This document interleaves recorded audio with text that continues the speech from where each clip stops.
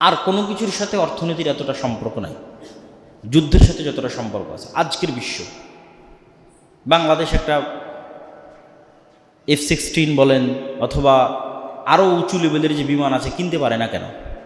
টাকার অভাবে। একটা বোমা তৈরি করতে পারে না, ট্যাঙ্ক তৈরি করতে পারে না, অ্যান্টি মিসাইল সিস্টেম নেই কেন? টাকার অভাবে।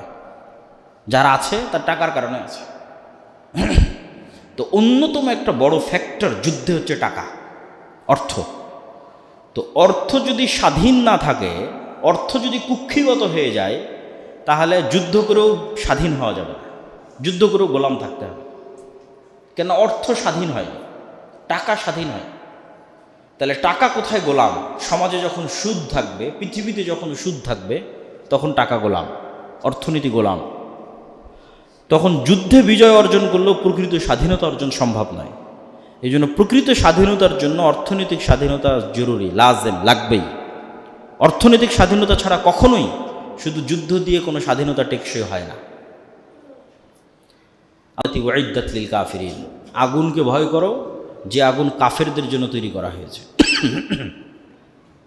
ওয়াতিউল্লাহ ওয়ার রাসূল লাআল্লাকুম তুরহামুন, আল্লাহর আনুগত্য করো, রাসূলের আনুগত্য করো, তাহলে দয়া প্রাপ্ত হবে। দয়া প্রাপ্ত হওয়ার শর্ত আল্লাহ এবং রাসূলের আনুগত্য। ওয়াসারিউ ইলা মাগফিরাতিম মির রাব্বিকুম ওয়া জান্নাতিন আরদুহাস সামাওয়াতু ওয়াল আরদ উইদ্দাত লিল মুত্তাকিন, আর তোমরা দৌড়াও, দৌড়ের প্রতিযোগিতা করো, ইলা মাগফিরাতিম মির রাব্বিকুম, রবের ক্ষমার দিকে, রবের ক্ষমার দিকে দৌড়ে যাও। ওয়া জান্নাতিন আরদুহাস সামাওয়াতু ওয়াল আরদ, আর এমন জান্নাতের দিকে দৌড়াতে থাকো যেই জান্নাতের প্রশস্ততা আসমান এবং জমিনের চেয়েও বড়, সেই জান্নাতের জন্য দৌড়াও।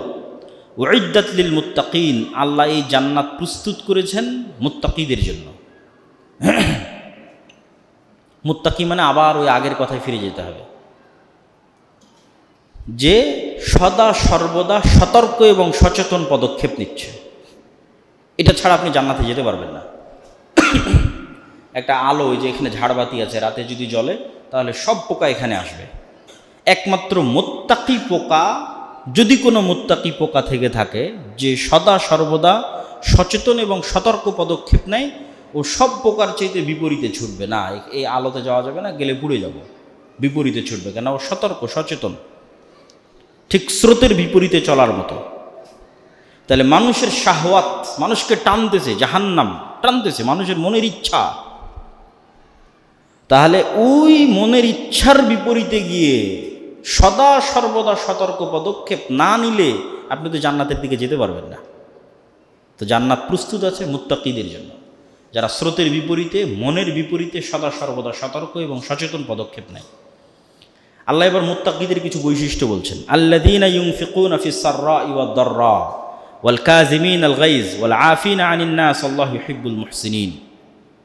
মুত্তাকি তারাই যারা সুখেও ব্যয় করে, দুঃখেও ব্যয় করে।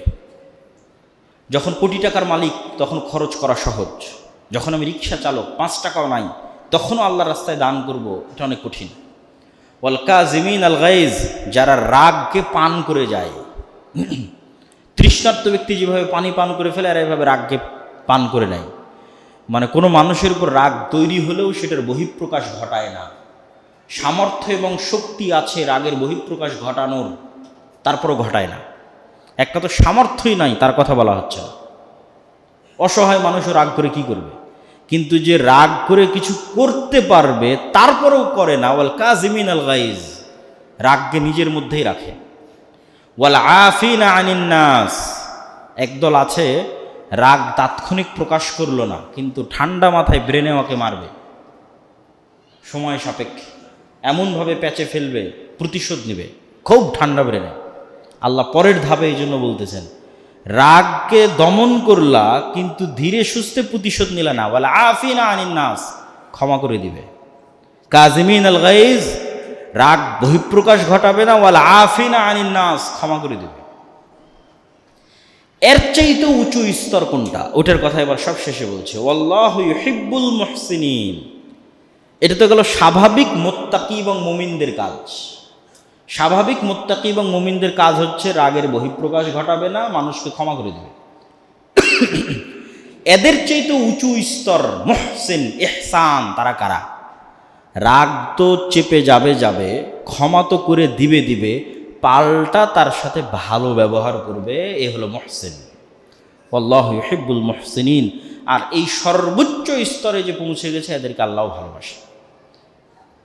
এরা হচ্ছে তাকওয়া এবং ইহসানের সর্বোচ্চ স্তরে পৌঁছে যাওয়া ব্যক্তি। ওয়াল্লাযীনা ইযা ফাআলু ফাহিশাতান আও যালামু আনফুসাহুম, তার মানে কি মুত্তাকি এবং মুহসিনিনরা নিষ্পাপ, কোনো গুনাহই করবে না? না, আল্লাহ বলছেন মুত্তাকি তারাই যাদের থেকে কোনো ভুল হয়ে গেলে, গুনাহ হয়ে গেলে, ফাহিশাতান বড় গুনাহ হয়ে যেতে পারে, জিনা ব্যভিচার থেকে শুরু করে যে কোনো বড় গুনাহ হয়ে যেতে পারে, আও যালামু আনফুসাহুম এবং ছোট গুনাহ হতে পারে, যদি হয়ে যায় যাকারুল্লাহ, এরা সাথে সাথে আল্লাহকে স্মরণ করে, ফাস্তাগফারু লিযুনুবিহিম এবং নিজের পাপের জন্য আল্লাহর কাছে ক্ষমা প্রার্থনা করে, ওমাই ইয়াগফিরুদ যুনুবা ইল্লাল্লাহ, আর তারা জানে যে পাপের ক্ষমা আল্লাহ ছাড়া কারো কাছে না, কোনো অলিয়া আউলিয়া পীর দরবেশ মাজার না, পাপের ক্ষমা আল্লাহর কাছে। ওয়ালাম ইউসিররু আলা মা ফাআলু, আর যদি গুনাহ ছোটও হয় তবুও মুত্তাকি ওরা যে এই ছোট গুনাহ বারবার করে না, বারবার করে না। লাম ইউসিররু আলা মা ফাআলু, ওই গুনাহের উপর অটল থাকে না। একটা ছোট গুনাহ যদি বারবার করা হয় সেটা কবিরা গুনাহে পরিণত হয়ে যায়, তাহলে ও মুত্তাকির কাতারে আর থাকলো না, মুহসিনের কাতারে আর থাকলো না। মুত্তাকি মুহসিনদের গুনাহ হতে পারে, কিন্তু তার গুনাবলী কি, সাথে সাথে সে আল্লাহকে স্মরণ করে ক্ষমা চেয়ে আর ওই গুনাহ দ্বিতীয়বার না করার সত্য সংকল্প করে। দ্বিতীয়বার হয়ে যেতে পারে, কিন্তু যখন সে তওবা করতেছে তখন তার অন্তরে শতভাগ সত্য সংকল্প আছে যে এই গুনাহ সে আর দ্বিতীয়বার করবে না। ওয়াহুম ইয়ালামুন, আর আল্লাহ সুবহানাহু ওয়া তাআলা যদি তারা এইভাবে আল্লাহর কাছে ক্ষমা চাইতে পারে, তারা আল্লাহ বলছেন উলাইকা জাযাউহুম মাগফিরাতুম মির রাব্বিহিম, এদের এক নাম্বার প্রতিদান হচ্ছে আল্লাহর ক্ষমা। কেননা পরকালে কেউ নিজের আমলের জোরে জান্নাত দাবি করতে পারবে না। তাহলে জান্নাতে যেতে হলে ক্ষমা লাগবে, দয়া লাগবে, তো এদেরকে আল্লাহ ক্ষমা করে দেবে। ওয়া জান্নাতিন তাজরি মিন তাহতিহাল আনহার, এবং এমন জান্নাতে প্রবেশ করার সুযোগ দিবে যেই জান্নাত শব্দের শাব্দিক অর্থ হচ্ছে বাগান, এমন সুজলা সুফলা সুশোভিত সুন্দর বাগান যার নিচ দিয়ে ঝর্ণাধারা প্রবাহিত, যেটা মানুষের কল্পনা তো আসতে পারে না যে এটা কত সুন্দর হতে পারে। খালিদিনা ফিহা, তারা সেখানে চিরস্থায়ী থাকবে। ওয়া নি'মা আজরুল আমিলিন, আর সৎকর্মশীলদের আল্লাহ এভাবেই পুরস্কৃত করে থাকেন। কদ খালাত মিন ক্বাবলিকুম সুনানুন ফাসিরু ফিল আরজ, আবার আমরা যুদ্ধের ঘটনায় ফিরে আসতেছি। উহুদের যুদ্ধের সাময়িক পরাজয় দেখে তোমাদের মনে হতে পারে যে নবীও আঘাতপ্রাপ্ত, নবীও আহত, মুসলমানেরা পরাজিত, তাহলে কি সিস্টেম কি? আল্লাহ বলছেন কদ খালাত মিন ক্বাবলিকুম সুনানুন, তোমাদের পূর্বে এরকম হাজারো বছর চলে গেছে, লাখো বছর চলে গেছে। তোমরা পৃথিবী ঘুরে এবং ইতিহাস পড়ে ওই জিনিসগুলো দেখো, দেখলে তোমরা বুঝবে যে মুমিনদের পরাজয় সাময়িক, নবীদের পরাজয় সাময়িক, ইসলামের পরাজয় সাময়িক। আকিবাতুল মুকাজ্জিবিন, যারা মিথ্যুক কাফের মুশরিক, ফাইনালি সময় লাগতে পারে কিন্তু ফাইনাল পরাজয় ওদের। অতএব উহুদের যুদ্ধে তোমরা পরাজয় হয়েছে, এটা সাময়িক।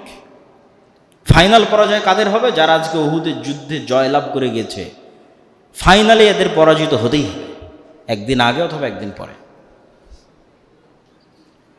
ওয়ালা তাহিনু ওয়ালা তাহজানু ওয়া আনতুমুল আ'লাউনা ইন কুনতুম মুমিনিন।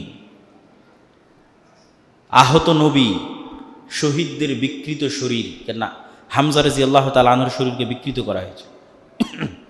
সাময়িক বিপর্যয়, মুনাফিকদের পলায়ন এবং মুনাফিকদের টিজ মারা কথা, তারা ভয়ঙ্করভাবে এই পরাজয়ের পর সাহাবীদের আক্রমণ করে কথা বলতো। বলেছিলাম না আমাদের কথা শুনতে যে মদিনার মধ্যে থাকো, বলেছিলাম না আমাদের সাথে পালিয়ে আসো।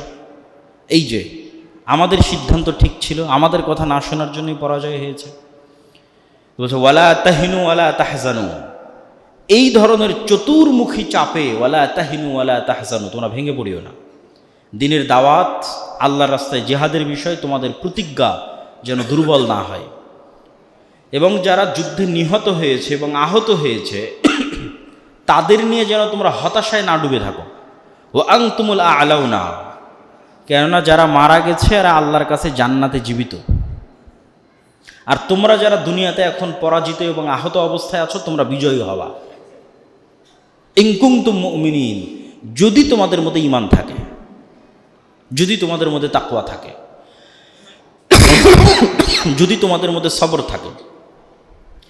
ইন ইয়ামসাসকুম করহুন ফাকাদ মাসাল কওমা করহুম মিসলাহ, আজকে উহুদের যুদ্ধে তোমাদের 70-এর অধিক সাহাবী মারা গেছে, অনেক তোমরা আহত, তোমাদের নবী আহত, মুনাফিকরা কথা শোনাচ্ছে।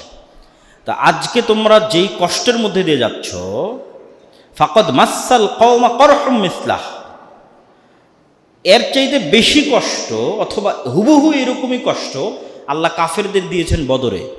ওদেরও 70 জন মারা গেছিল বদরে, বরং ওদের কষ্ট আল্লাহ বেশি দিয়েছিলেন কেন? উহুদের যুদ্ধে তোমাদের 70 জন মারা গেছে কিন্তু একজনও বন্দী নয়, আর বদরের যুদ্ধে তোমরা ওদের 70 জনকে হত্যা করেছো, পাশাপাশি আরো 70 জনকে বন্দী করেছো।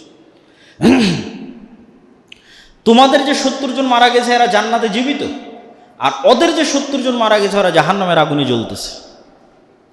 তোমরা যারা আজকে আহত অবস্থায় আছো তোমরা একদিন বিজয়ী হবাই, আর ওরা যারা আজকে সাময়িক বিজয় নিয়ে ফিরে যাচ্ছে এরা একদিন পরাজিত হবেই।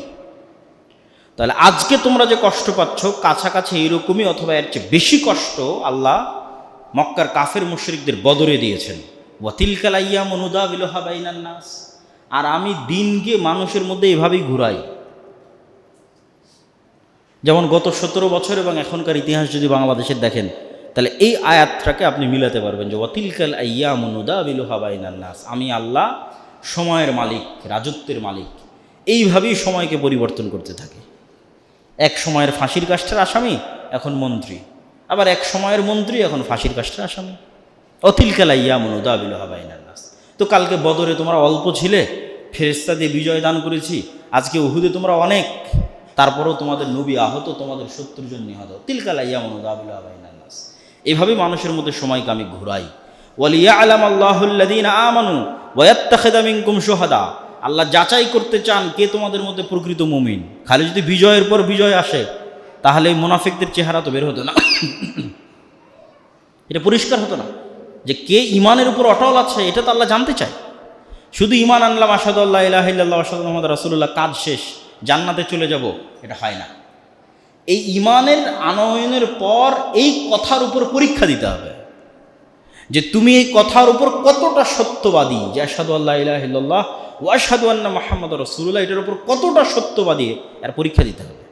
কত জুলুম, কত অত্যাচার, কত নির্যাতন সহ্য করেও তুমি এটার উপর অটল থাকতে পারো, সবর, অটল থাকতে পারো, তাত্তাকু, পরহেজগার থাকতে পারো, এটা পরীক্ষা দিতে হবে।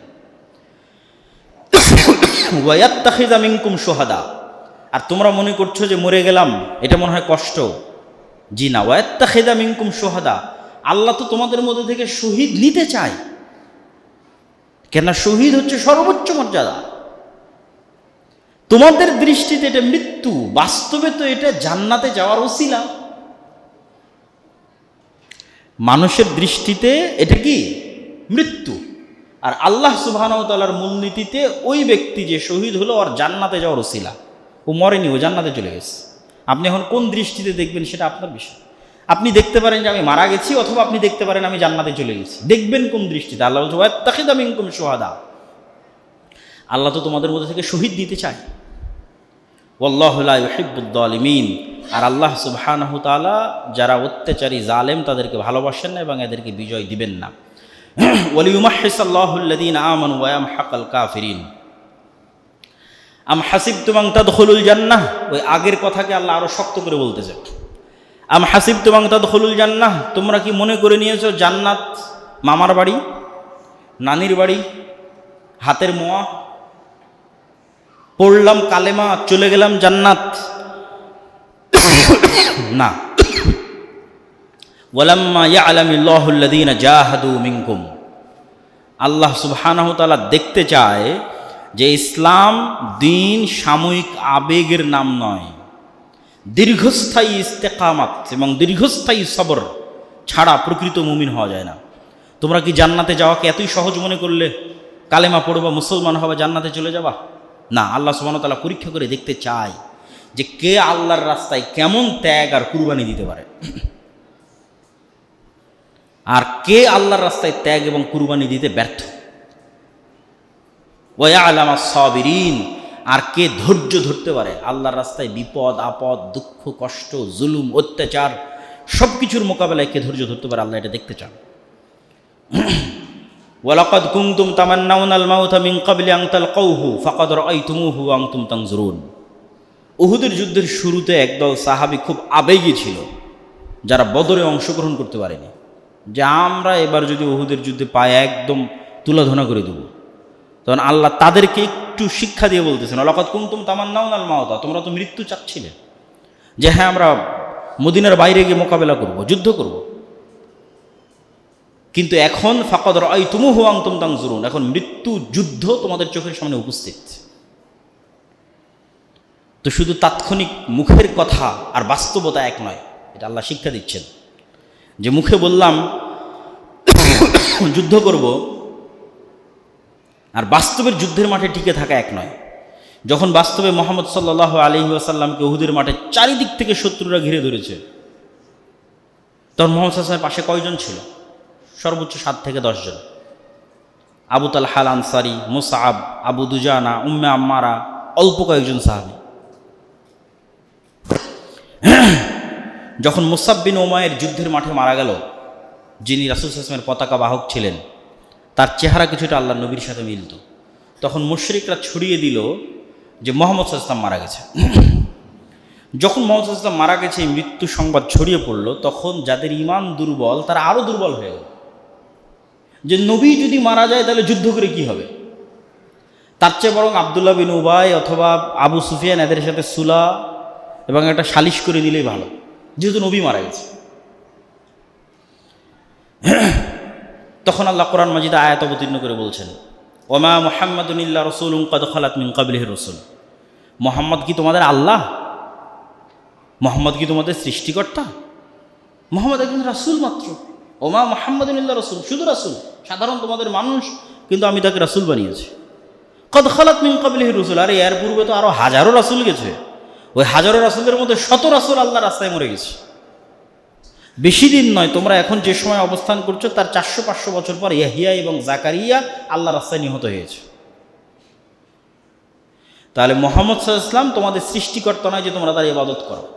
মুহাম্মদ সাল্লাল্লাহু আলাইহি ওয়াসাল্লাম আল্লাহর একজন রাসূল মাত্র, আর তার পূর্বে আরও শত রাসূল চলে গেছে, যেই শত রাসূলের মধ্যে এমনও রাসূল গেছে যারা আল্লাহর রাস্তায় মরে গেছে। আফাইম মাতা আও কুতিলান কালাবতুম, তাহলে মুহাম্মদ যদি স্বাভাবিক মৃত্যুবরণ করে সাল্লাল্লাহু আলাইহি ওয়াসাল্লাম, আও কুতিলা অথবা মানুষ তাকে হত্যা করে, ইন কালাবতুম আলা আকাবিকুম, তোমরা দিন থেকে ফিরে যাবে? তাহলে তো তোমরা ঈমানই আনো না।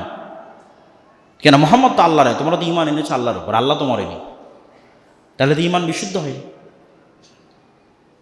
আল্লাহ সুবহানাহু ওয়া তাআলা হচ্ছেন আল হাই আল কাইয়্যুম, উনি তো মারা যান নাই, তাহলে ঈমান কার উপর? ওমান ইয়ানকালিব আলা আকিবাই ফালান ইয়াদুররাল্লাহ শাইআ, আর কেউ যদি ঈমান থেকে মুখ ফিরিয়ে নেয়, ও আল্লাহর কোনো ক্ষতি করতে পারবে না। আল্লাহ আর এক জাতিকে মুমিন বানাবে, তাদের দিয়ে তার দিন বিজয় করাবে। মানুষের ইবাদতে আল্লাহর কোনো উপকার হয় না, আর আল্লাহর অবাধ্যতায় আল্লাহর কোনো ক্ষতি হয় না। ওয়া সায়াজজিল্লাহু শাকিরিন, তবে হ্যাঁ, যারা শুকরিয়া আদায়কারী, আল্লাহ যে ঈমানের নিয়ামত দিয়েছে এটারও শুকরিয়া আছে। তো এই শুকরিয়া আদায়কারীদের মধ্যে একজন সাহাবী হচ্ছেন, অনেক সাহাবী, তার মধ্যে একজনের কথা ইতিহাসে উল্লেখযোগ্য, আনাস ইবনে নাজর। উনি বললেন, তোমাদের নবী যদি মৃত্যুবরণ করে, তো তোমাদের নবী যেই রাস্তায় গেছে তোমরা ওই রাস্তায় চলে মৃত্যুবরণ করো।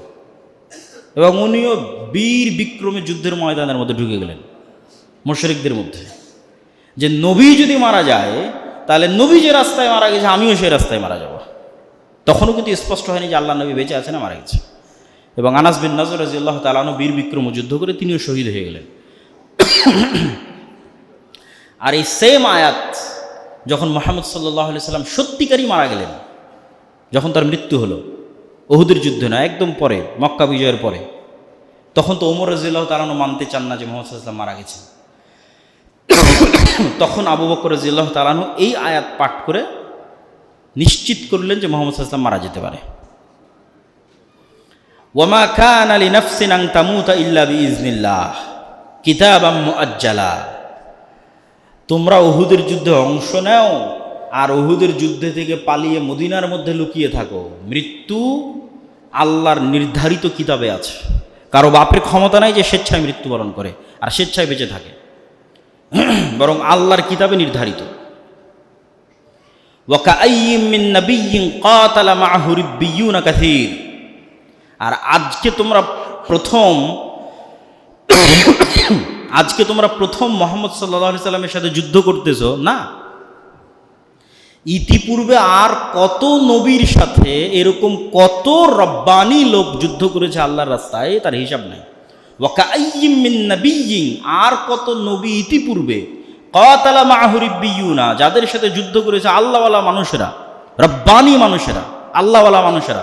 ফামা ওয়াহানু লিমা আসাবাহুম ফি সাবিলিল্লাহ, আল্লাহর রাস্তায় যুদ্ধ করতে গিয়ে তাদের যা বিপদ আপদ দুঃখ কষ্টের মুখোমুখি হতে হয়েছে, মা ওয়াহানু, তারা দুর্বল হয়নি। ওয়ামা দাউফু, মানসিকভাবে ভেঙে পড়েনি। ওয়ামাস্তাকানু, আত্মমর্যাদা আত্মসম্মান বিসর্জন দেয়নি। আল্লাহু ইউহিব্বুস সাবিরিন, আর আল্লাহ এইরকম ধৈর্যশীলদের পছন্দ করেন। মনে করিও না যে আজকে উহুদের যুদ্ধে তোমরা প্রথম এরকম পরিবেশ পরিস্থিতির মুখোমুখি হয়েছ। ওয়ামা কানা কওলুহুম ইল্লা আন ক্বালু, যারা তোমাদের পূর্বে যুদ্ধ করেছে আল্লাহর রাস্তায়, তারা কি বলতো জানো? তারা বলতো রব্বানা গফির লানা যুনুবানা, হে আমাদের প্রতিপালক আমাদের পাপকে ক্ষমা করে দিন। ওয়া ইসরাফানা ফি আমরিনা, সিদ্ধান্তে যদি কোনো ভুল হয় সেটা মাফ করে দিন। ওয়া সাব্বিত আকদামানা, আমাদের পাকে যুদ্ধের মাঠে মজবুত রাখুন। ওয়ানসুরনা আলাল কওমিল কাফিরিন, আর আমাদেরকে কাফের সম্প্রদায়ের উপর বিজয় দান করুন। ইয়া আইয়ুহাল্লাযীনা আমানু ইন তুতিউল্লাযীনা কাফারু ইয়ারুদ্দুকুম আলা আকাবিকুম ফাতানকালিবু খাসিরিন, আজকে যারা তোমাদেরকে পরামর্শ দিচ্ছে মুহাম্মদ সাল্লাল্লাহু আলাইহি ওয়াসাল্লামের মৃত্যুর গুজবে অথবা উহুদের যুদ্ধের পরাজয়ে, যে তোমরা আব্দুল্লাহ বিন উবাইয়ের সাথে সালিশ করে নাও, আবু সুফিয়ানের সাথে সালিশ করে নাও, তাহলে জেনে রাখো ইন তুতিউল্লাযীনা কাফারু, যদি তোমরা এই সমস্ত কাফের এবং মুশরিকদের কথা শোনো, ইয়ারুদ্দুকুম আলা আকাবিকুম ফাতানকালিবু খাসিরিন, তাহলে এটা তোমাদের জন্য আত্মবিধ্বংসী সিদ্ধান্ত হবে এবং তোমরা ক্ষতিগ্রস্তদের অন্তর্ভুক্ত হয়ে যাবে। বালিল্লাহু মাওলাকুম, আল্লাহ তোমাদের অভিভাবক। ওয়া হুয়া খায়রুন নাসিরিন, আর আল্লাহ সবচেয়ে শ্রেষ্ঠ সাহায্যকারী। আল্লাহর কাছে আশ্রয় প্রার্থনা করো, আল্লাহর কাছে ফিরে যাও, আল্লাহর কাছে সাহায্য প্রার্থনা করো। সানুলকি ফি কুলুবিল্লাযীনা কাফারুর রু'বা বিমা আশরাকু বিল্লাহি মা লাম ইউনাজ্জিল বিহি সুলতানা ওয়া মাওয়াহুমুন নার ওয়া বি'সা মাথওয়ায যালিমিন, আর আমি আল্লাহ উহুদের যুদ্ধে তোমাদেরকে একটা সহযোগিতা করেছি। সেটা হচ্ছে, উহুদের যুদ্ধে তো মুসলমানেরা পরাজিত, মুহাম্মদ সাল্লাল্লাহু আলাইহি ওয়াসাল্লাম কিনে সাহাবীরা পাহাড়ে আশ্রয় নিয়েছে। এখন তো চাইলেই আবু সুফিয়ান এবং তার বাহিনী মদিনাকে তছনছ করে দিতে পারে, বাকি বেঁচে থাকা সাহাবীদেরকে হত্যা করে দিতে পারে। তা না করে আবু সুফিয়ান এবং তার সৈন্যবাহিনী নিয়ে তারা মক্কায় ফেরত যেতে লাগলো। মক্কায় ফেরত যাওয়ার পথে 7, 8, 9, 10, 15, 20 কিলোমিটার যাওয়ার পর তাদের মাথায় কাজ করেছে, আরে আজকে তো আমরা যুদ্ধে বিজয়ী, তো ফেরত যাচ্ছি কেন? আজকেই তো সুযোগ মদিনাকে মাটির সাথে মিশিয়ে দেওয়ার, যতজন বেঁচে আছে সবকে হত্যা করার। তখন ওরা আবার ইনস্ট্যান্ট সিদ্ধান্ত নিল যে না, চলো ফিরে যাই। তখন একজন সংবাদ বাহক এসে মুহাম্মদ সাল্লাল্লাহু আলাইহি ওয়াসাল্লাম এবং তার সাহাবীদের সংবাদ দিল যে আবু সুফিয়ান এবং তার সৈন্যবাহিনী পুনরায় প্রস্তুত হচ্ছে পুনরায় মদিনা আক্রমণ করার জন্য। তখন রাসূলুল্লাহ সাল্লাল্লাহু আলাইহি ওয়াসাল্লামের সাথে যারা ছিল সবাই আহত, নিহত যারা তারা তো গেছে, বাকি যারা আছে কারো মাথা ফাটা, কারো হাত ভাঙ্গা, কারো পা ভাঙ্গা, কারো রক্ত বের হচ্ছে, ঠিক আছে, রাসূল সাল্লাল্লাহু আলাইহি ওয়াসাল্লামের নিজের দাঁত ভাঙ্গা। তখন আল্লাহ নবী বলছে, এখন কারা যুদ্ধের জন্য প্রস্তুত হবে? এখন এই আহত অবস্থায়। তো রাসূল সাল্লাল্লাহু আলাইহি ওয়াসাল্লামের সাথে থাকা সব সাহাবীরা যুদ্ধের জন্য প্রস্তুত এবং তারা বলল হাসবুনাল্লাহ ওয়া নি'মাল ওয়াকিল, নি'মাল মাওলা ওয়া নি'মান নাসির। এই সংবাদ যখন আবার আবু সুফিয়ানদের কাছে পৌঁছলো, তখন ওটার কথা আল্লাহ করে সানুলকি ফি কুলুবিল্লাযীনা কাফারুর রু'বা, উহুদের যুদ্ধে আল্লাহর সহযোগিতা ফেরেশতা নয়। কেন ফেরেশতা আসার যে শর্ত দেওয়া হয়েছিল ওটা তো তোমরা উত্তীর্ণ হতে পারবে। ফেরেশতা দেওয়ার শর্ত দেওয়া হয়েছিল তাসবিরু ওয়া তাত্তাকু, ধৈর্য ধরতে হবে, তাকওয়া থাকতে হবে। আল্লাহর নবী যেখানে তোমাদের 40 জন তীরন্দাজ থাকতে বলেছিল সেখানে তোমরা থাকোনি, যখন মুসলমানদের বিজয় হয়ে গেছে তখন তোমরা গনিমতের মালের জন্য ওই জায়গা ছেড়ে দিয়ে গনিমতের মাল সংগ্রহ করতে গেছো। তখন খালিদ বিন ওয়ালিদ পিছন দিক থেকে এসে আক্রমণ করেছে। এই কারণে তো নিশ্চিত জয় পরাজয়ে পরিণত হয়েছে। তবে উহুদের যুদ্ধে আল্লাহর সাহায্য কী ছিল? ওই কাফের মুশরিকদের অন্তরে আল্লাহ ভয় ঢুকিয়ে দিলেন, যারে যেই মুসলমানেরা আহত অবস্থাতেও যুদ্ধের জন্য এইভাবে প্রস্তুত হতে পারে, ওদের সাথে এখন মোকাবেলা করতে গিয়ে যদি হেরে যাই তাহলে যে জয়ের আনন্দটা ছিল ওটাও তো আর থাকলো না। এখন তো গিয়ে বলতে পারবো আরে জিতেছি, মানে এখন এই অবস্থায় মক্কায় ফিরে গেলে কি বলা যাবে? জিতেছি। কিন্তু এখন আবার পাল্টা মোকাবেলা করতে গিয়ে যদি হেরে যাই তাহলে এই জয়টাও আর থাকলো না। তো এই যে আল্লাহ ওদের অন্তরের মধ্যে ভয় ঢুকিয়ে দিলেন যে ওরা পাল্টা মদিনায় আক্রমণ করলো না, এটাও আল্লাহর একটা সাহায্য। কেন? অন্তরের মালিক তো আল্লাহ, অন্তরের মধ্যে ভয় ঢুকিয়ে দেওয়ার মালিক তো আল্লাহ সুবহানাহু ওয়া তাআলা। ওয়ালাকাদ সাদাকাকুমুল্লাহু ওয়া'দাহ, মহান আল্লাহ অবশ্যই তার সাহায্যের প্রতিশ্রুতি রক্ষা করেছিলেন। যুদ্ধের প্রথম পর্যায়ে আল্লাহর সাহায্যেই এবং তার অনুমতিতেই শত্রুদের তোমরা পরাস্ত এবং হত্যা করেছিলে। কুরাইশ বাহিনী পিছু হটছিল এবং বিজয় তোমাদের চোখের সামনে স্পষ্ট হয়ে উঠছিল। কিন্তু পরিস্থিতি বদলে গেল কখন? যখন জাবালের রুমাতে নিযুক্ত তোমাদের তীরন্দাজ বাহিনীর অন্তরে গনিমতের মালের প্রতি দুর্বলতা বা লোভ তৈরি হয়েছিল। এগুলো আল্লাহ কোরআনে এই আয়াতের মধ্যে বলছেন। আয়াতটা অনেক বড়, যাদেরকে রাসূল সাল্লাল্লাহু আলাইহি ওয়াসাল্লাম স্পষ্টভাবে বলেছিলেন জয় পরাজয় যেটাই হোক এই জায়গা তোমরা ছাড়বে না।